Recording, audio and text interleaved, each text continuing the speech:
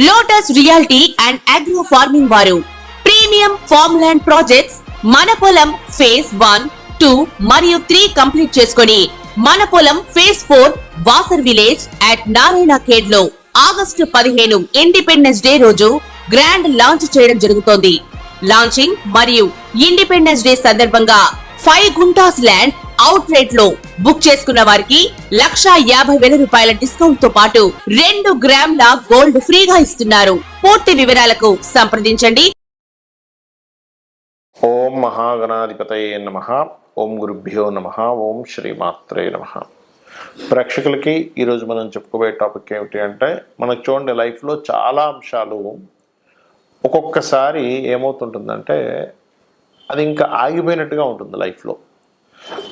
అది మన పర్సనల్ ఎదుగుదల కానివ్వండి, ధన సంబంధించిన విషయం కానివ్వండి, లేనట్లయితే పిల్లలకు కొంతమందికి చదువుకు సంబంధించిన విషయం కానివ్వండి, అదేవిధంగా వివాహం కావచ్చు, ఉద్యోగం కావచ్చు, వ్యాపారం కావచ్చు, స్ట్రక్ అయిపోయినట్టుగా ఉంటుంది. అసలు 12 లగ్నాల వాళ్ళకి ఇది ఎందుకు జరుగుతుంది, దీనికి పరిహారం ఏమిటి, దీనికి ఏమైనా రాహుకేతు సంబంధం ఉంటుందా అనేటువంటి అనేకమైన అంశాలు, అదేవిధంగా ఇక్కడ జాతకం ఉంటే ఓకే, మరి జాతకం లేనటువంటి వారు ఇలా ఆగిపోయినప్పుడు అసలు ఏం చేసుకోవాలి అనేటువంటి విషయాలు చెప్తుంది. నేనైనప్పటికీ కూడా చెప్పిస్తుంది సాక్షాత్ లలిత అమ్మవారిగా భావిస్తూ ఒక్కొక్క లగ్నం తెలియని వారి రాశి నుంచి మనం చూసుకుందాం. సింహలగ్నము, సింహరాశి. సింహం వారికి ఉదాహరణకి మీకు సర్పదోషము లగ్నంలో కానీ, 12వ స్థానంలో కానీ, 4లో కానీ, భాగ్యంలో కానీ పట్టింది.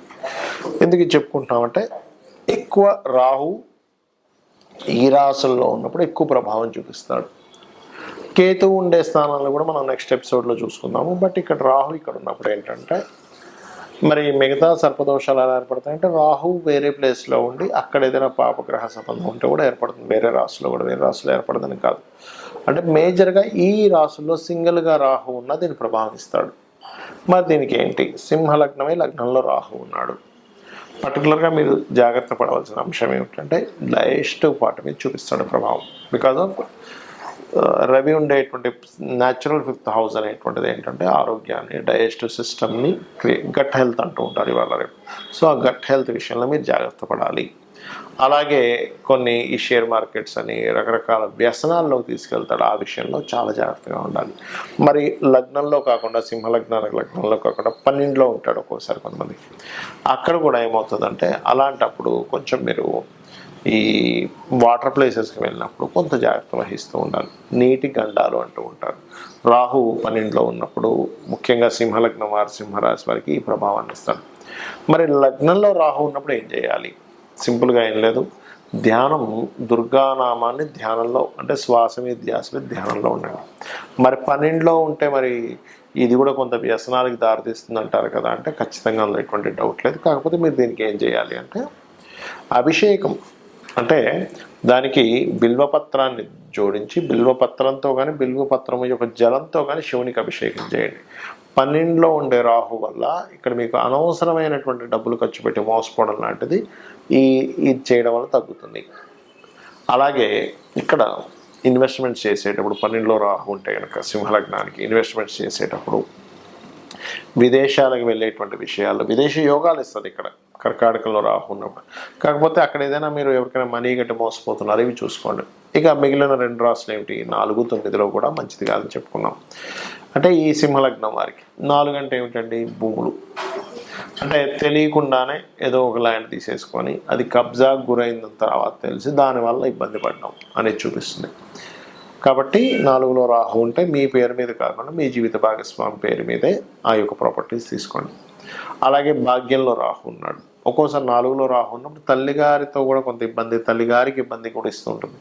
భాగ్యంలో రాహు ఉన్నప్పుడు అది తండ్రి యొక్క స్థానం కాబట్టి తండ్రి విషయంలో కొంత జాగ్రత్తలు తీసుకోవాలంటే తండ్రితో ఒక్కోసారి అపోజ్ అవ్వచ్చు, లేనట్లయితే తండ్రి గారు కొంచెం బీపీ లెవెల్స్ పెరగడం, కొంచెం కోపంగా మీ మీద ప్రవర్తించవచ్చు. బట్ ఇట్స్ డిపెండ్ ఆన్ మీ 9th లార్డ్ ఎక్కడ వెళ్ళి ఉన్నాడో కూడా తీసుకోవాలి. అయితే ఈ వీటిల్లో ఉన్నప్పుడు ముఖ్యంగా 4, 9 స్థానాల్లో కనుక రాహు ఉంటే ఇది ఎడ్యుకేషన్ మీద కూడా స్ట్రెస్ ఇస్తూ ఉంటుంది.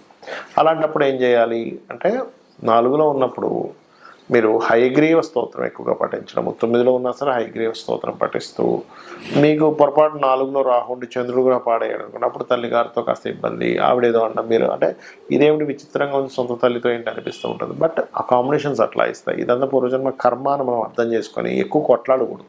చాలామంది చేసే మిస్టేక్ ఏంటంటే 4th లార్డ్ పాడైపోతాడు, తల్లిగారితో వస్తుంది, ఒక్కోసారి అత్తగారితో వస్తుంది, లేదా ఆడపడుచులతో వస్తుంది. అది కొంచెం అర్థం చేసుకొని కొంత తక్కువగా వాళ్ళతో కమ్యూనికేషన్ పెట్టుకోవడం కాకుండా ఇంకా ఎక్కువ అగ్రెసివ్గా గొడవలు పెట్టుకుంటారు. ఆ కర్మ మరింత పెరిగి ఇంకా ఇబ్బంది అనేటువంటిది ఇస్తూ ఉంటుంది. కాబట్టి చేయండి, ఎక్కువగా దుర్గారాధన చేయండి, అనే విధాలు బాగుంటుంది. చాలామందికి లగ్నం కానీ రాశి కానీ నక్షత్రం కానీ తెలియదు, వాళ్ళు పుట్టినప్పుడు ఏ నక్షత్రం ఉందనేటువంటిది. మరి అలాంటి వాళ్ళు ఏం చేయాలి? ఇక్కడ మనకి వేదాల్లో చెప్పినటువంటి కొన్ని అద్భుతమైనటువంటి అంశాలు నేను మీకు ఇప్పుడు షేర్ చేస్తాను. ఎవరికైనా కానీ గుర్తుపెట్టుకోండి, బాగా అసలు ముందుకు కదలట్లేదు అన్నప్పుడు వాళ్ళు ముఖ్యంగా సర్పసూక్త పారాయణం, అగ్నిసూక్త పారాయణం చేసుకుంటుండాలి. ఇది పారాయణం అంటే వినడం కానీ, లేకపోతే ఇంట్లో పారాయణం చేసి అభిషేకం చేయడము, ఇట్లా రకరకాలు ఉంటాయి, హోమం చేయడం. అంత చేయలేము అనుకునేటువంటి వారు చాలా సింపుల్ రెమెడీ ఒకటి చెప్తాను. మీకు దగ్గరలో ఆలయాలు ఉంటాయి, అందులో రావి చెట్టు ఉంటుంది. ఆ రావి చెట్టు కిందని సర్ప ప్రతిష్ఠ చేసినవి ఉంటాయి. అక్కడికి వెళ్ళి చక్కగా మీరు ఒక చెంబులో, అది రాగి చెంబు కానివ్వండి, స్టీల్ చెంబు కానివ్వండి, ఏదైనా చెంబు కావచ్చు, దాంట్లో వాటర్ చక్కగా నిండుగా పోసుకొని అందులో పసుపు, గంధము, ఇంకా ఎక్కువగా తీవ్రంగా ఉంటే కొంత కుంకుమ కూడా వేసి ఆ చెంబును పట్టుకొని ఆ రావి చెట్టు చుట్టూ ప్రదక్షిణం చేయండి. ప్రదక్షిణం చేసి దాని తర్వాత ఆ నీటిని ఆ మొదల్లో, రావి చెట్టు మొదల్లో వేయచ్చు, లేదా అక్కడ ఏదైనా సర్ప ప్రతిష్ఠ చేస్తున్నట్లయితే వాటి మీద కూడా వేయవచ్చు. దీంతో పాటు ఇంకొక పని చేయాలి. ఏమిటది అంటే ముఖ్యంగా 4 గ్రహాలు ఏమిటవి? కర్మకారకుడైనటువంటి శని భగవానుడు, అంటే మన కర్మ బట్టే కదా ఇట్లా ఉంది పరిస్థితి, కాబట్టి కర్మకారకుడైనటువంటి శని భగవానుడికి, మరియు కుజుడికి, కుజగ్రహానికి, రాహు, కేతు, ఈ 4 గ్రహాల దగ్గర దీపారాధన చేయండి. అలా కాదండి, నా పర్సనల్ చార్ట్ పరంగా ఇలా ఉంది కాబట్టి ఆ పలానా గ్రహానికి, that is different. Me personal chart ఉంటే మీ పర్సనల్ చార్ట్లో అసలు ఏ ప్లానెట్ అక్కడ రిజల్ట్స్ ఇస్తుంది, దానికి దానం చేయాలా, చాంటింగ్ చేసుకోవాలా, లేనట్లయితే దానికి సంబంధించినటువంటిది ఏదైనా ఫుడ్.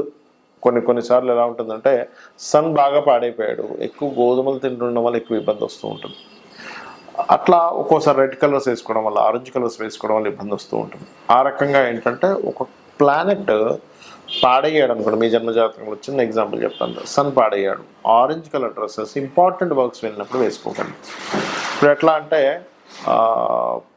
న్యాచురల్గా రెగ్యులర్గా వేసుకోవచ్చు, రెగ్యులర్గా ఇంట్లో తిరుగుతుంటాము, వేరే వేరే పనులకు వెళ్తుంటాం, అలాగే ఇంపార్టెంట్ అనే అగ్రిమెంట్, లేదా ఒక పెళ్లి చూపులు, లేనట్లయితే ఒక సంథింగ్ ఒక మాట్లాడుకోబోతున్నాం, ఒక డీల్ చేయబోతున్నాం, అలాంటప్పుడు సన్ పాడైతే ఆరెంజ్ వేసుకోకండి. అలాగే మూన్ పాడయ్యాడు, వైట్ కలర్ వేసుకోకండి. మార్స్ రెడ్ కలర్, మెర్క్యూరీ అంటే బుధుడు గ్రీన్ కలర్, మార్స్ అంటే కుజుడు, మెర్క్యూరీ అంటే బుధుడు. అదేవిధంగా గురువు క్రీమ్ ఆర్ ఎల్లోయిష్ కలర్స్ లేదా గోల్డెనిష్ కలర్స్, శుక్రుడు again white colour, Rahu cement colour అంటే యాష్ కలర్ అంటారు, కేతు మిక్స్డ్ కలర్స్లా ఉంటుంది పూలుగా. ఇవి ఎప్పుడు మీరు పర్టికులర్గా ఒక పని మీద ఇది చాలా ఇంపార్టెంట్, లైఫ్లో నా లైఫ్ టర్న్ అవుతుంది ఇక్కడ అనుకునేటప్పుడు వెళ్ళినప్పుడు మీకు ఫలానా ప్లానెట్స్ పాడైతే ఆ కలర్స్ వాడకండి. అదేవిధంగా ప్లానెట్ బాగుంటుంది కొంతమందికి, అంటే జూపిటర్ ఓన్ హౌస్లో ఉన్నాడండి, నాకు వీనస్ ఓన్ హౌస్లో ఉన్నాడండి, నాకు మూన్ ఓన్ హౌస్లో ఉన్నాడు, పాపగ్రహాల మధ్యలో లేడు, శుభగ్రహాల మధ్యలో ఉన్నా అంటాం. అలాంటప్పుడు ఇందాక నేను ఏవైతే అవాయిడ్ చేయమన్నానో ఆ కలర్స్ ఇంపార్టెంట్ టైంలో వేసుకోండి, అప్పుడు మీకు పాజిటివ్ జరుగుతుంది. ఇది పర్టికులర్గా గుర్తుపెట్టుకోండి.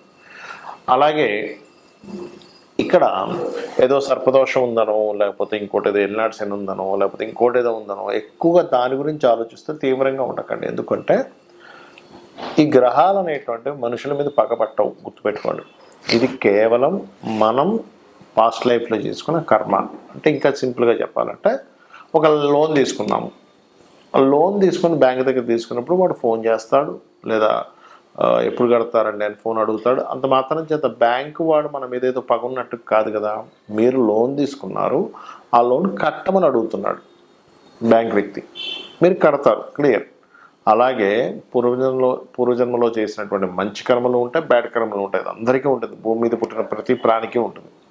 అలా ఆ కర్మ అక్కడికి వచ్చి మీకు ఈ కర్మ నువ్వు తీర్చుకో అంటుంది. అంటే అలాగా ఒక్కోసారి చిన్నపిల్లవాడికి వచ్చింది ఎడ్యుకేషన్ రిలేటెడ్ కర్మ బాగాలేదు, అప్పుడు ఆ ఎడ్యుకేషన్ రిలేటెడ్ సంబంధంగానే స్ట్రెస్ అవుతూ ఉంటాడు మాటికి. అలా కాకుండా వివాహ సంబంధించిన విషయం బాగాలేదు, వివాహం విషయంలోనే స్ట్రెస్ అవుతుంటాడు. అంటే ఏమిటి, నువ్వు స్ట్రెస్ అవుతూ దాని గురించి ఎక్కువ కష్టపడుతున్నావు అంటే సంథింగ్ కర్మ అక్కడ కనెక్ట్ అయింది. ఇక్కడ మేజర్గా కొన్ని చెప్పాలంటే వివాహం అవ్వట్లేదు, మీరేం బాధపడక్కర్లేదు. వివాహానికి సంబంధించిన ఒక మంత్రం, ఓం కామేశబద్ధ మాంగళ్య సూత్ర శోభిత కందర. లేదంటే బిజినెస్ సక్సెస్ అవ్వట్లేదు, ఓం ఇంద్రగోప పరిక్షిప్త స్మరతూనా భజంగికాయే నమః. అలా కాదండి జాబే రావట్లేదు నాకు అని అనుకుంటే గనక మీరు చేయవలసింది ఓం మాణిక్య మకుటాకార జానుద్వై విరాజితాయే నమః చేసుకోవచ్చు. లేదా ఓం శ్రీమాత శ్రీ మహారాజ్ని శ్రీమత్ సింహాసనేశ్వరి నమః చేసుకోవచ్చు. ఇంకొంతమందికి హెల్త్ ఇబ్బంది ఉంటుంది, అంటే వారికి ఓం సర్వవ్యాధి ప్రశమని సర్వమృత్యు నివారణి అగ్రగణ్య అచింత్య రూప కలికల్మషనాశిని నమః చేసుకోవచ్చు. ఇలాగా 1-2 కాదు, మనకి లలితా సహస్రనామాలలో అనేకమైనటువంటి నామాలు, ఒక్కొక్క నామం ఒక అద్భుతం. అక్కడ చెప్పాలంటే మీరు ఎప్పుడైతే చాంటింగ్ చేస్తూ ఉంటారో, ముఖ్యంగా లలితా సహస్రనామాలకి పాపాన్ని దగ్ధం చేసేటువంటి శక్తి ఉంది. మనం ఏ మంత్రం చేసుకున్నా దానికి పాపాన్ని దగ్ధం చేసే శక్తి ఉండదు అంత తొందరగా, కానీ లలితాసహస్రనామాలకి ఎక్కువగా ఉంటుంది. లలితాసహస్రనామాలు చేసుకోవడం ద్వారా, సూర్య నమస్కారాలు చేయడం ద్వారా, ఏదైనా ఆలయానికి వెళ్ళి అక్కడ మీరు ఏదైనా సేవ చేయడం ద్వారా ఖచ్చితంగా దగ్ధం అవుతుంది. కాబట్టి చేయండి. అలాగే దీంతో పాటు మరొక విషయం ఏంటంటే, మీకు ఏ ప్లానెట్ అయితే పాడైందో బాగా, ఏ రోజుల్లో అయితే మీకు ఎక్కువ ఇబ్బందులు కలుగుతున్నాయో ఆ రోజులు పర్టికులర్గా ఒంటిపూట ఉండండి. అంటే ఒంటిపూట అంటే తెలుసు కదా మీకు, పొద్దున్న తినకుండా మధ్యాహ్నమో సాయంత్రమో తింటుంటారు కొంతమంది. కానీ ఉపవాసం, కంప్లీట్ ఉపవాసం మాత్రం మీరు ఏకాదశి రోజు మాత్రమే చేయండి. శాస్త్రాల్లో మనకి ఏకాదశి ఉపవాసం వల్ల విష్ణువు ఆ ఉపవాసానికి సంబంధించినటువంటి తీసుకొని మనకి ఈ రోగ సంబంధించినవి రాకుండాను, రుణ సంబంధించినవి రాకుండాను, శత్రు సంబంధించినవి రాకుండాను ఆపుతూ ఉంటాడు ఆయన. అంటే రోగ శత్రువులు తగ్గుతారు ఏకాదశి ఉపవాసం చేస్తే. దాని మీద ఒక వ్యక్తి జపాన్లో రీసెర్చ్ కూడా చేసి ఇలా రోగాలు తగ్గడానికి ఉంది అని చెప్పడం కూడా జరిగింది. మనం సో దాన్ని ఎంత పాటిస్తే అంత మంచిది. అదేవిధంగా ఇక్కడ మరొక విషయం ఏంటంటే, మీరు ఏదైనా ఒక మంత్రం చేసేటప్పుడు చాలామంది నన్ను అడుగుతూ ఉంటారు, ఏమండి మీరు ఇప్పుడు ఈ మంత్రం చెప్పారు ఎంతసేపు చేయాలి?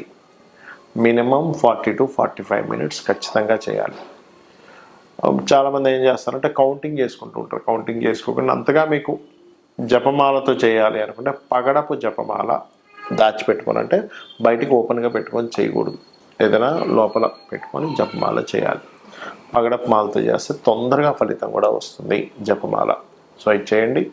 మీకు పర్టికులర్గా మీరు ఏదైతే ఈ ఇబ్బందులతో ఉన్నారో ఆ ఇబ్బందులతో ఉన్నానని మాటికి చాంటింగ్ చేయకండి. ఈ ఇబ్బందుల నుంచి నేను ఈ రకంగా బయటపడతాను అని ఫీల్ అవ్వండి. ఇబ్బందులతో ఉన్న ప్రతి వ్యక్తి చేసే మెయిన్ మిస్టేక్ అదే, అమ్మో ఇబ్బందుల్లో ఉన్న ఎలాగ అనుకుంటారు. కాదు, ఈ ఇబ్బంది ఇలా క్లియర్ అవుతుంది, ఈ మార్గంలో క్లియర్ అవుతుంది, నేను ఇంత మెంటల్గా ఇంత స్ట్రాంగ్గా ఉంటే క్లియర్ అవుతుంది, నేను ఈ దేవతా స్వరూపాన్ని పట్టుకుంటే అవుతుంది, నేను ఇంత వర్క్ చేస్తే అవుతుంది. ఈ పాజిటివ్ దీంట్లో వెళ్ళండి, ఖచ్చితంగా అన్ని విధాలు బాగుంటుంది. ఆ అమ్మవారి యొక్క అనుగ్రహం కూడా మీకు పరిపూర్ణంగా కలగాలని మనస్ఫూర్తిగా కోరుకుంటూ శ్రీమాత్రే నమః.